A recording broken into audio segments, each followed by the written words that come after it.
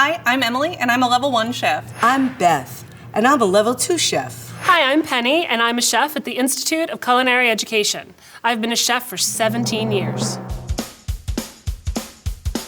So today I'm going to be making you a very fantastic, very delicious pre-made sugar cookie. I'm going to be dipping these in chocolate and giving them some sprinkles. I love to make sugar cookies with my grandkids. We put the sugar right on top of the cookie dough before we bake it. When the cookie comes out and you bite into it, there's a nice crunch. The cookies that I'm making today are a delicious creaming method cookie topped with light blue royal icing, dried rose petals, lavender, and 24-karat gold leaf.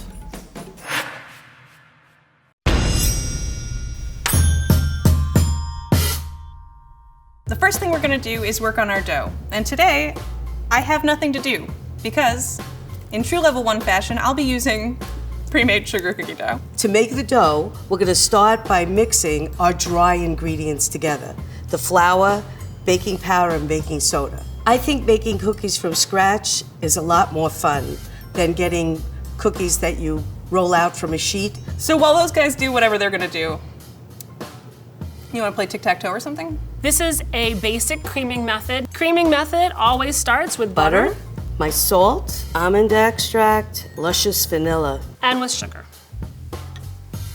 What you're looking for to know if something's been fully creamed is that it becomes lighter and fluffier. And when we say light, we mean both in texture and color, right? What happens here is that the sugar is beating tunnels into the butter. And those tunnels are an opportunity for us to get the next ingredients, which in this case is an egg, to fit into it well. The more evenly that I cream the butter and sugar, the better my final results will be in terms of the details of my cookies.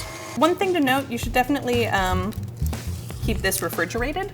The more chilled it is, the easier it'll be to slice. Dough complete. We've all used the bar, but this is so easy that when you see this, you won't even bother with it anymore. You could just use vanilla, but the almond just gives it a little zing. There's no whisking here. There's no measuring. Isn't that nice? Okay, I'm not mad at this. Nice, light, fluffy, practically white, still yellow.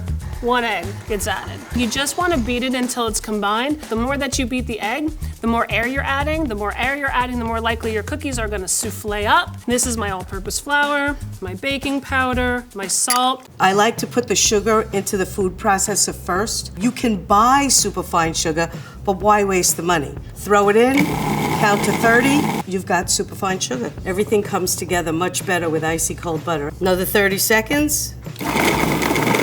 Wet ingredients. This is really easy. Now all the flour goes in.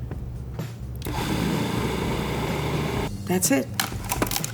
Another key with these kinds of cookies, you want to find a recipe where there's very little baking powder. Before I add that, I'm gonna add my vanilla extract and my Fiori di Sicilia. And this is kind of like an extract. The aromas that are trapped in it are very floral.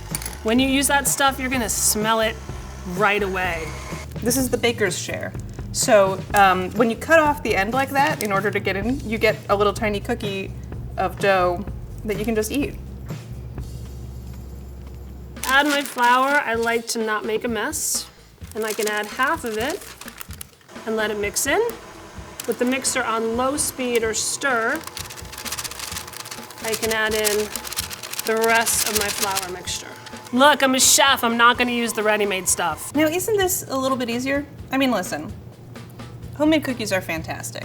I'm not gonna say these are gonna beat Beth's or Penny's. So now I'm ready to roll my dough. Some cookie recipes might tell you to chill this dough first. I don't like to do that because I find it much easier to roll at this stage. So I'm gonna put all of my dough out into the center of this parchment paper. I'm gonna top it with another piece of parchment. I'm looking for everything to just come together into one big blob so I can separate it into 2 balls. First thing I do is push the dough down. I feel like I have more control this way. And when I roll, I start from the inside and I work my way out. And I never roll over my edges because that will make my dough flatter at the edge than it is at the center. So we're looking for about a quarter of an inch. This is absolutely the hardest step. Doesn't have to be perfect. I'm gonna transfer this dough into a sheet tray and then into the freezer for about 10 minutes.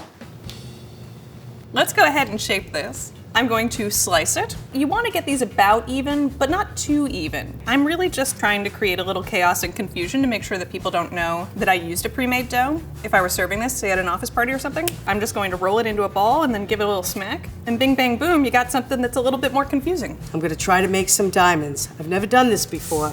I'm gonna cut the dough on a diagonal, straight lines, and then I'm gonna go the other way. They're going to be delicious. This design in particular, it's a little bit like a donut shape. So I'm gonna take my smallest cutter and do my absolute best to place it right in the center and cut out a small ring. Also, the great thing about working with chilled dough, when I move these cookies around, they're gonna maintain their shape. Here we go. Nice diamonds. Because this dough was in the refrigerator for an hour and a half, the cookies will not spread. They'll cook beautifully. You don't have to worry about that. I'm kind of a little crazy about nice clean edges. I'm gonna clean those up a little bit now. You bake it like this, everyone's gonna know. That came from a roll. You bake it like this, not so sure. I wonder what everybody else is doing. Even though I've done everything that I can to control the spread, they're still gonna spread a little tiny bit. So I wanna make sure that they have at least an inch all the way around. Nothing's worse than cookies hugging. Here we go. The cookies are all ready to be decorated. These are ready for my oven. If I've worked quickly enough and these are still nice and cold, they can go straight into the oven. But for extra insurance, I'm gonna pop them in the freezer another 5 minutes or so and just make sure they're really cold. These are gonna go into the oven at 350 for 11 to 14 minutes. We'll just check them around 11, see what happens. I'll be back. So there's a ton of different ways that you can decorate a sugar cookie. One of the ways I usually do is with royal icing. And today we're using it because the other decorations that I'm gonna be putting on the cookie will sink into it and set into the cookie. I'm gonna add my powdered sugar and my confectioner sugar to the bowl, my egg whites, and my flavor. And let it go until we hit something that's approximately stiff peaks. All right, my cookies are cooled and I'm ready for decorating. So the first thing I'm gonna do is melt some chocolate. So what I have here is a pot filled with water that is coming up to a simmer, and I'm just gonna put my chocolate in. And for this, I'm using semi-sweet chocolate chips. And I'm just gonna add my shortening in there.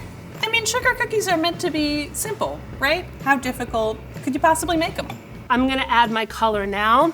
It's just a small bit. You can always add color, but you cannot remove it.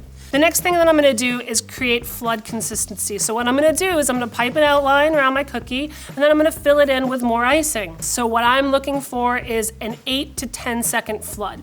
An 8 to 10 second flood means that it's strong enough to hold the dam and soft enough to smooth over entirely. This is my royal icing, and it's ready to go to ice my cookies.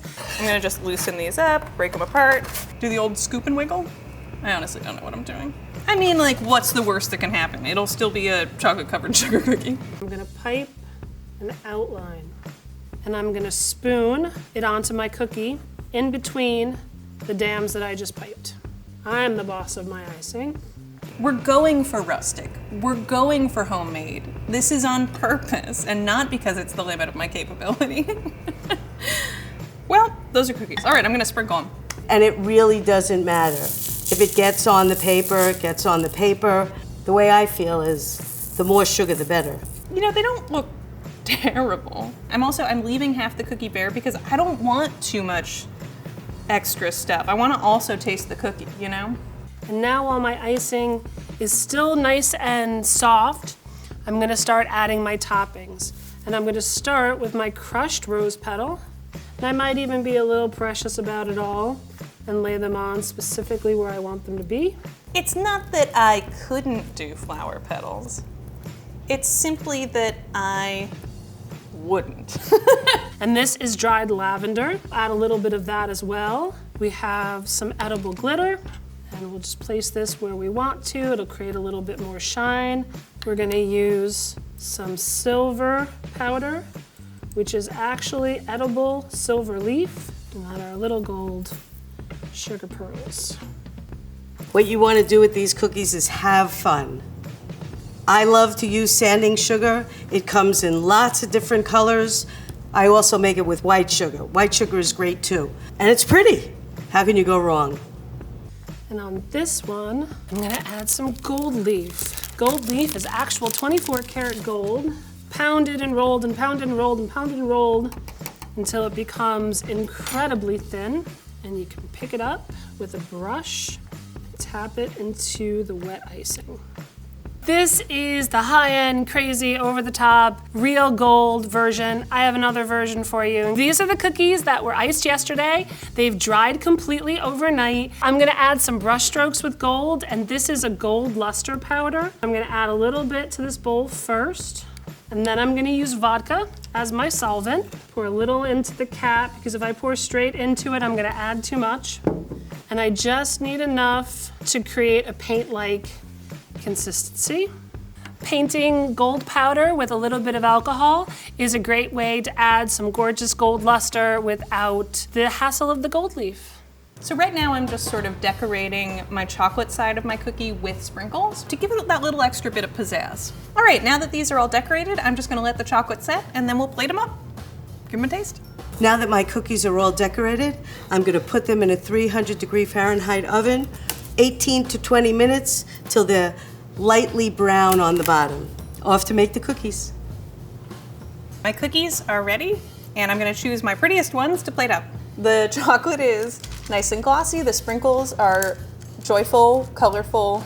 20 minutes in a 300-degree oven, and they're perfect. I love the multicolor ones. I could just put them on the plate by themselves, but why would I want to do that? I can use the sanding sugar to create depth and height variations. So I'm going to start with my painted ones, and I'm going to bury them into my sugar, and I can use a little more to raise them up. And these are my sugar cookies. And these are my colorful sugar cookies. And these are my rose petal lavender and 24 karat gold leaf sugar cookies.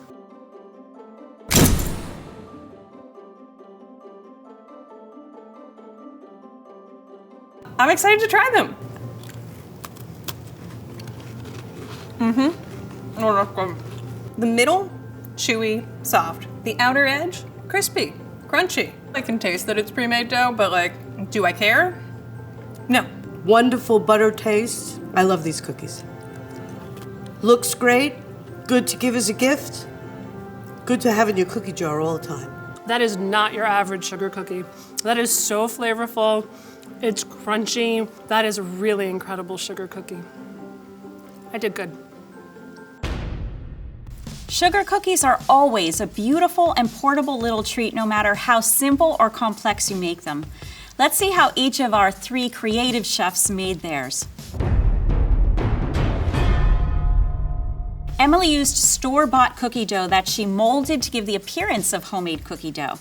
You don't even have to measure anything. It contains sugar, flour, palm and vegetable oil, and chemical flavorings. It's leavened with sodium aluminum phosphate, which is a commercial type of baking powder. This baking powder is different from the types you use at home because it contains aluminum, which helps to keep it stable while it's moist in the unopened package. It's safe to eat raw because the processor uses a small amount of raw but pasteurized eggs, and heat treats the flour that's included, which is a double defense against any pathogenic or disease-causing microorganisms that may be in the dough. Beth mixed her ingredients in a food processor. The blade slices through the ingredients and works very quickly.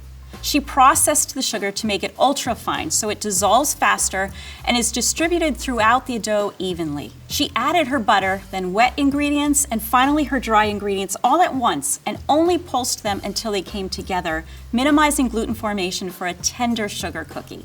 Penny mixed her cookie dough in a standing mixer with a paddle attachment and used the creaming method for her cookies.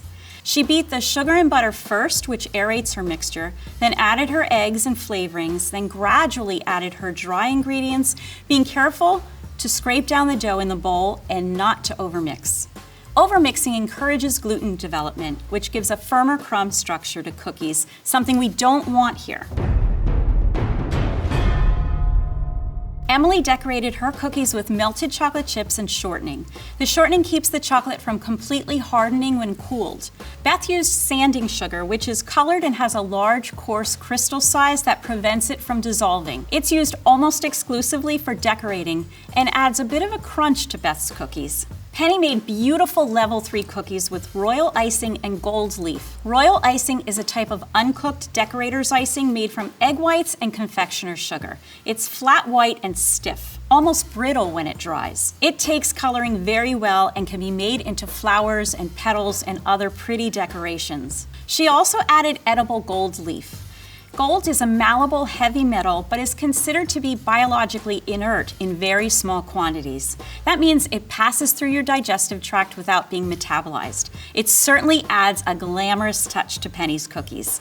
Cookies can be a decadent seasonal dessert or a delectable treat during any time throughout the year. Next time you're baking cookies, we hope you'll take some of these tips from our 3 inventive chefs.